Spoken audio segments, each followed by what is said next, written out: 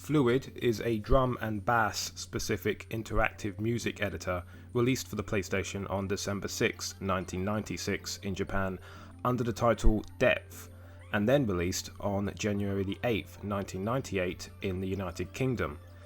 It was developed by Opus Corp and published by Sony themselves. Music editing software was a thing on the original PlayStation. Home computing was still a relatively privileged experience in the mid to late 90s, and access to a proper studio setup for up-and-coming musicians was a pipe dream, as always. I was going to say that these games were redundant then and archaic now, but after some research I found out that a lot of people out there not only seem to have bought a PS1 solely for the likes of MTV Music Generator, otherwise known as Music 2000, but some even credit this specific title for creating whole new subgenres of music, such as grime. Well, let's just say that I've never been one for creating music, and from a casual perspective, I can say that the interface for the music editors I have played on the PlayStation are far from user-friendly.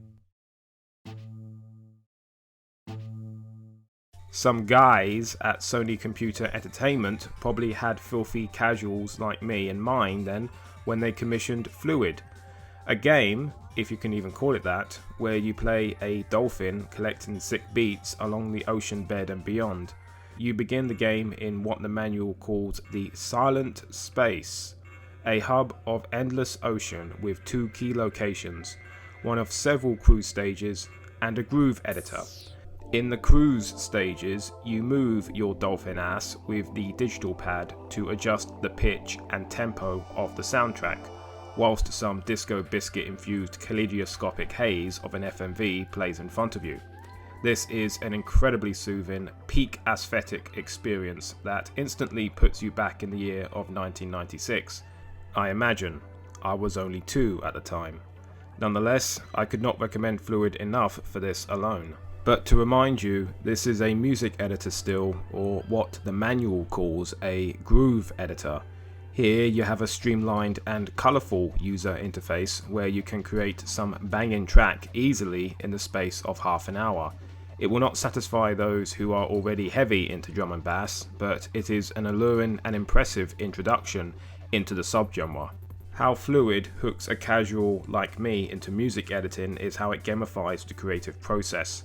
Not all the available samples are accessible at first. You have to play through the cruise stages, go back to the ocean, edit a track, play the stages again, and you unlock more and more. IRL, it is a time-intensive process to collect good samples, and Fluid emphasizes the value of good samples by turning them into something akin to power-ups in a platformer.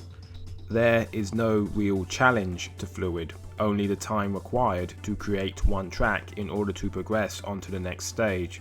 As a tool to get the young or the inexperienced involved in the creative process of music editing, Fluid pulls off this task with grace, and it is for that reason why I think it's still worth playing today.